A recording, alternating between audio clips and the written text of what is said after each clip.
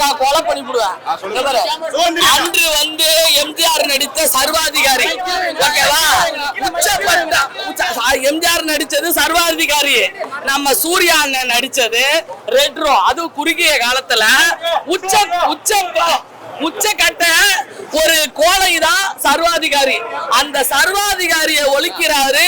கிருஷ்ணன் பிறந்த மாதிரி 9வது அவதாரம் எடுத்து பாரியா வர்ற மாதிரி அந்த அவதாரம் ஆரம்பிச்சு லாஸ்டா வந்து கொன்னு குவிக்கிறாரு. அதாவது அதர்மம் தலைவிரித்து ஆடும் போது தர்மத்தின் மூலியமா ஒரு புள்ள பிறந்து படத்தை அதாவது அந்த சர்வாதிகாரி தானே கொண்டுக்கிறான். அதுதான் கதை. அதான் குறுகிய காலத்துல வந்திருக்கிற ரெட்ரோ.